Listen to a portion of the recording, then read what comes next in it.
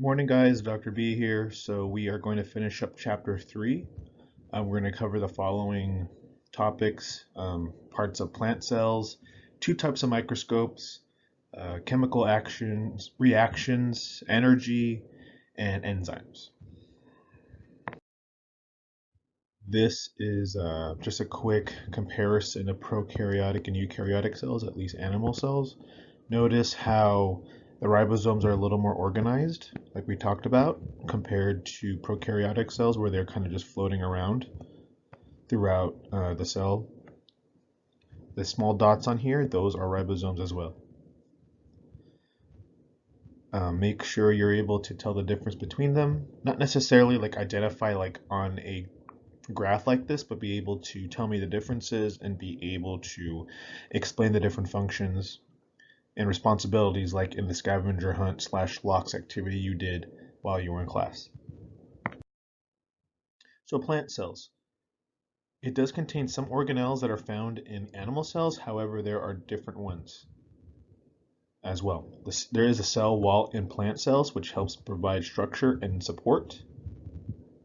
Chloroplasts are only found in plants and algae and helps convert sunlight energy to chemical energy. They also contain chlorophyll, which is used to provide a green color to leaves and plants, and that's part of the process of photosynthesis. And finally, a central vacuole, which helps store water and contains nutrients and wastes. When it's full, it allows a plant cell to be rigid and helps a plant to stand upright. I hope you all remember who discovered this. That Van Leeuwenhoek something Hoek. You know that guy, that weird guy? Yeah, so he discovered that as well. So two types of microscopes. The first one is a light microscope, and the other one is electron microscope. So we have a bunch of light microscopes in the biology lab. Hopefully we can get to that this year. It helps to use visible light and magnifying lenses to examine small objects that are not visible to the naked eye and allows more detail. So here in this image, those are sperm cells or spermatozoa. So that's what they look like potentially under a light microscope. Okay, keep this image in your mind because now we're going to compare what you see under an electron microscope to this. So now comparing electron microscopes to light ones, electron microscopes look kind of like this. So if you notice, it's probably more expensive, more complex, and definitely more than just the simpler structure that we have at the school. So it uses electrons as a source of illumination, has a higher resolving power than a light microscope, and helps to reveal the structure of smaller objects. So if you look at this is actually what a sperm cell, spermatozoa, looks like under an electron microscope. You notice it's more magnified and you're able to see the smaller details compared to the one on the previous slide. So now chemical reactions and energy. So a chemical reaction occurs when compounds come together or can potentially or also break up as well, and it makes new compounds. So on one side of a chemical reaction, you have reactants and then products. Reactants come together or they react to form a product. Energy can be released or absorbed in a given reaction, and if it's released, that means if it heats up or gets warm afterwards, that's exothermic. If energy is absorbed, it means heat is absorbed, then it's endothermic. Exo meaning out, endo meaning in. And this term activation energy, it refers to the energy needed to kind of jumpstart a chemical reaction. So y'all should know what's happening in this GIF. In case you don't, it's from Transformers Revenge of the Fallen. Hopefully I don't get a copyright, whatever problem. So, just so we're clear, Optimus Prime and Jetfire coming together because of Jolt, whenever it shows up again.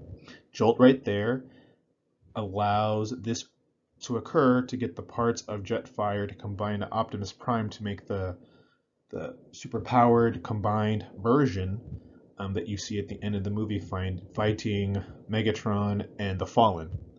I can't believe I'm saying these words in biology, but hey, it's all good.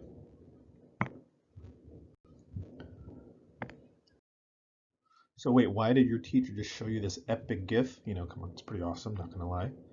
Well, think of it this way. Optimus and Jetfire are your reactants, and the combined version of both, that's your product. So this is kind of like a chemical reaction. So what about Jolt? Why was he in there? Jolt, given his name actually, kind of provides the energy or provides something that allows the reaction to occur faster. If you think about it that way. If, Ratchet was telling, it was like going to do it by himself, it would take a lot of time. However, with Jolt providing that energy in the 5 seconds he was in the movie, I wish he was in there more, but whatever. That's another thing. Again, can't believe I'm saying that for a lecture, but whatever. So because of Jolt providing that energy, it allows this reaction to occur faster. The reactants combine faster to form the product at the end. So enzymes. Enzymes are a large protein that helps speed up the rate of a reaction, and they act as a catalyst. So a catalyst helps provides the environment for the reaction to occur. Makes it happen faster. That's what an enzyme does. So Jolt is the enzyme that allows the reaction that Ratchet wanted to happen faster. If Jolt wasn't there, it would take more time for the reaction to occur if it was just Ratchet doing by himself. But now because Jolt is there to provide the energy, provide the environment for it to happen quicker, the reaction happens faster. However, if it's damaged, an enzyme, not Jolt, well maybe Jolt too, but if an enzyme is damaged, it may no longer work properly. So if an enzyme is exposed to too much heat, this may cause the enzyme to not function properly. So for example, if you have a fever,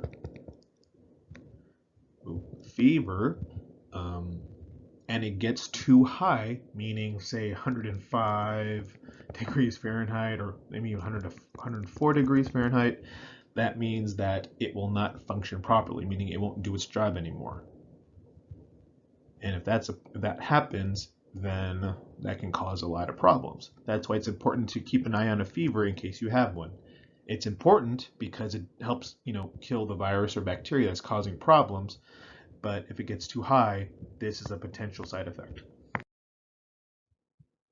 So enzymes, like I said, they act upon something, and it allows them to decrease something called the activation energy. The energy required for something to occur, for a reaction to occur, it will drop lower because the enzyme is bind to something else called a substrate, and it allows the